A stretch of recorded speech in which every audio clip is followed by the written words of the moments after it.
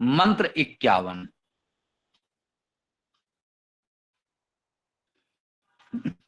ओम न तद्रक्षांसि न पिशाचा तरन्ति देवानां ओजा प्रथम्यं हि एतत् यो बिभर्तिदाक्षायणं हिरण्यं स देवेषु कृणुते दीर्घमायुः स मनुष्येषु कृणुते दीर्घमायुः।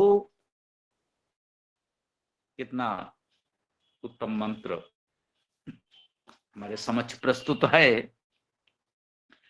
ना नहीं तत् वह।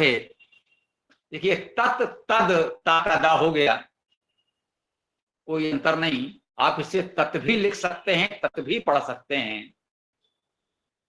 सामान्यतः संहिता पाठ में तत् लिखा होगा, पद पाठ में तत् लिखा होगा। आप परंपरागत पुस्तकों देखेंगे तो आपको ऐसा मिलेगा। इसलिए दोनों ठीक है, जहां जो भी छप गया है उसे ठीक माने। इस भ्रम में न पड़े कि ये वाला ठीक है कि वो वाला ठीक है, दोनों ठीक। न तत् रक्षांसी, उसको नहीं रक्षांसी, रक्षक। रक्ष धातु का अर्थ है रक्षा करना। रक्षांसी, जो रक्षा करते हैं वे रक्षक। न पिशाचा तरंती, न पिशाच तरंती, तरते हैं, पार कर सकते हैं। अब ये तत् अर्थात वह क्या है, ये पूरा मंत्र पढ़ने के पश्चात हो सकता है समझ में आ जाए। सामान्य रूप से तो यही समझें कि वेद का मुख्य रक्षार्थ परमेश्वर है, ये तत् हमने उस परमेश्वर के लिए ही कहा है। आध्यात्मिक अर्थ में अधिक संभावना तो यही है। पूरा मंत्र पढ़िए और स्पष्ट होगा जो भी होगा। तो कह रहे हैं न तत् रक्षांसी, उसको रक्षक नहीं। रक्ष धातु है, उसमें ये आह प्रत्यय लगा तो रक्षा बना, राक्षस बना। हमने आपको बताया था जो विसर्ग का मूल उच्चारण वो सा ही है। पढ़ने लिखा सु और जस में सु विसर्ग उसमें भी है, उसको भी सु लिखा सा आया। औ सु और सस, तो ये जस में भी सा, सस में भी सा, क्योंकि बहुवचन में भी यही विसर्ग ही तो लगता है। देवाह, देवाह को भी उन्होंने अस माना। तो विसर्ग को सामान्यतः सा का उच्चारण था, उसी का बहुवचन जब बना रक्ष धातु में आह अस प्रत्यय जुड़ा, रक्षा बन गया, रक्षस बन गया, उसका बहुवचन हुआ तो रक्षांश बन गया, अर्थात रक्षा करने वाले। न तद रक्षांश, उसको रक्षा करने वाले, रक्षक नहीं। न पिशाचा, और पिशाच भी नहीं। तरंती, पार कर पाते हैं उसको, न राक्षस पार कर पाते हैं और ना पिशाच पार कर पाते हैं। राक्षस को हमने कहा रक्ष धातु से राक्षस शब्द बना, रक्षा करने वाले। अब ये पिशाच क्या है, पिशाच में पिस धातु होगी। पिस धातु का अर्थ है प्रकाश करना, उज्जवल होना। हाँ, इसके साथ कुछ अर्थ और जुड़े हैं, इसमें लिखे भी हैं। टुकड़े करना, चीरना, पिस धातु के ये भी अर्थ हैं। कौन कौन से अर्थ ग्रहण करने हैं ये आपके विवेक पर है। हम कहते हैं आप तो प्रकाश करना, उज्जवल करना का अर्थ ग्रहण करें या टुकड़े करना, चीरना का अर्थ ग्रहण करें। इन सबको मिला लीजिए तब क्या अर्थ बनेगा। पिशाच कौन हुए, वे प्रकाश करने वाले हैं, उज्जवल करने वाले हैं। अंधकार को चीरकर ही तो प्रकाश करेंगे। जो तमस है, अंधकार है, उसको चीर फाड़ कर टुकड़े टुकड़े करके हमारे जीवन में प्रकाश उज्ज्वलता लाएंगे तो उन्हें हम पिशाच कह सकते हैं। निश्चित रूप से जो वेद से नहीं जुड़े हैं, और मान लें कोई व्यक्ति वेद से बिल्कुल न जुड़ा हो और अभी अभी इस वेद कक्षा से पहली बार जुड़ रहा हो, तो उसको लगेगा अरे भाई हमने ये राक्षस और पिशाच तो कुछ और सुन रखे थे। कितना भयावह चित्र हमारे मन में है, राक्षस और पिशाच। अब आप अर्थ क्या बता रहे हो? तो हम तो धातु के अनुसार ही अर्थ करते हैं और यही वेद का अर्थ करने की प्रणाली है। तो कह रहे हैं न तद रक्षांश न पिशाचा तरंती, ये रक्षक प्रकाशक उसको पार नहीं कर सकते, उसको नहीं तार सकते। तरंती त्रिधातु है, तरना तैरना पार करना, जिसे हम तैरना कहते हैं सामान्यतः, वो इसी त्रिधातु से ही है, कोई और धातु नहीं है उसके लिए। कि वह जो है इतना विराट है, इतना विशाल है, अगाधि है, अनंत है, उसको पार कौन कर सकता है? कोई कितना बड़ा अपने आप को रक्षक योद्धा मानता हो, संपूर्ण सृष्टि, वो कहे मैं तो इस पूरे समाज का, राष्ट्र का रक्षक हूं, होगा बहुत बड़ा बाहुबली, लेकिन उस परमेश्वर की असीम सत्ता को कैसे पार करेगा भाई? वो पिशाच है, कह रहा है प्रकाशक हूं मैं, समाज को प्रकाशित करता हूं मैं, बहुत प्रकाश कर लेता हूं। देखिए कितना प्रकाश करेगा, सूर्य के समान प्रकाशक हो जाएगा, उससे भी बड़ा महासूर्य हो जाएगा।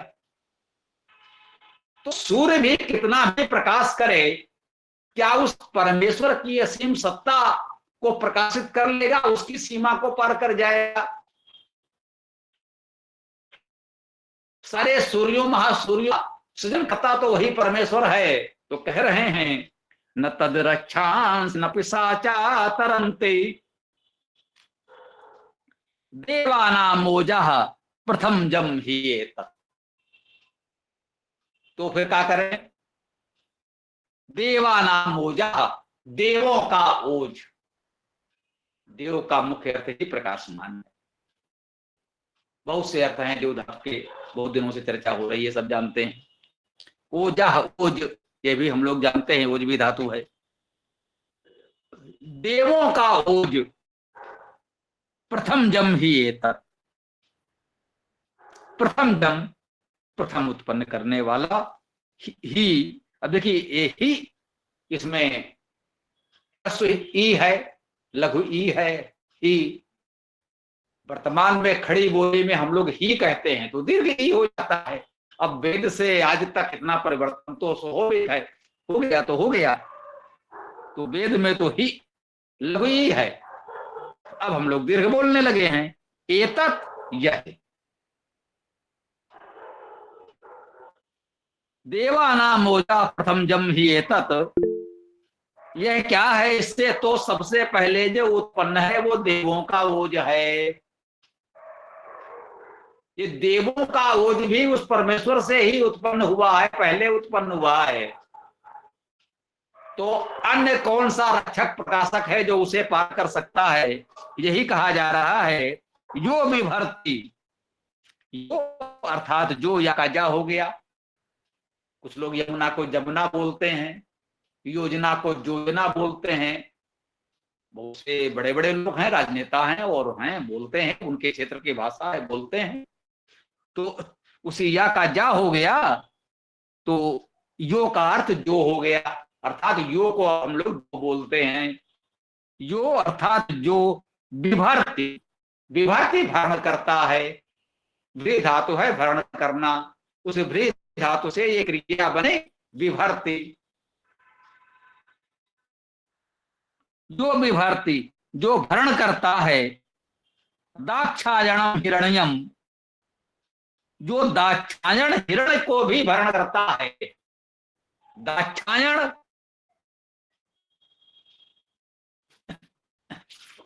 दक्ष भी धातु है, और दक्ष शब्द से हम सब लोग परिचित भी हैं।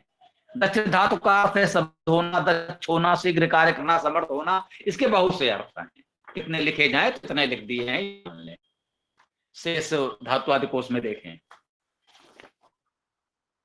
तो दाक्षायण का अर्थ दक्षता से है, ये तो हम सब लोग समझते ही हैं। उस दक्ष में अयन जुड़ा है, अय धातु जैसे हम लोगों ने कहा रामायण वेदायन हम लोगों का है, आयन जुड़ गया गति के अर्थ में, ई अय धातु का अर्थ गति करना।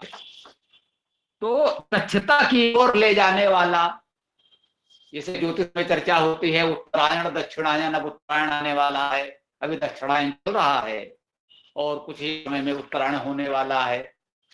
सूर्य की गति पृथ्वी पर उत्तर की ओर होने लगेगी तो उत्तरायण कहेंगे। तो ये दाक्षायण है, दक्षता की ओर गति सकते हैं, दक्षता की ओर चलना। हिरण्यम, हिरण धातु का अर्थ प्रकाश करना, शब्द करना, दोनों है। कह सकते हैं जो दक्षता को पूर्ण करता है, भरता है, दक्षता देने वाला है। हिरण्यम प्रकाश और शब्द को भी विभर्ति भरण करता है, भरण करने वाला है जो ऐसा है। कह रहे हैं सदेवी सुकृते दीर्घम आयु। ये तो वो है जो देवेशु अर्थात देवों में कृणुते करता है। क्रिया धातु का अर्थ करना, ये क्रिया है, कृणुते करता है। दीर्घम, दीर्घ सब जानते हैं, दीर्घ आयु, दीर्घ आयु तो हम सब जानते हैं, सब चाहते हैं दीर्घ आयु प्राप्त हो। तो कह रहे हैं स देवेश कृणुते दीर्घमायु, दीर्घम आयु, वह देवों में दीर्घ आयु करता है। जो देवों को दीर्घ आयु प्राप्त हुई है, यह भी तो उसी ने दी है। अब देव विविध प्रकार के हैं। हमने कहा जो प्रकृति में जीवनदायी तत्व हैं, संरचनाएं हैं, उनको भी हम देव कहते हैं। सूर्य देवता, चंद्रमा देवता, वातो देवता, ये सब देवता हैं। जल देवता, नदी देवता, सब में देवत्व है।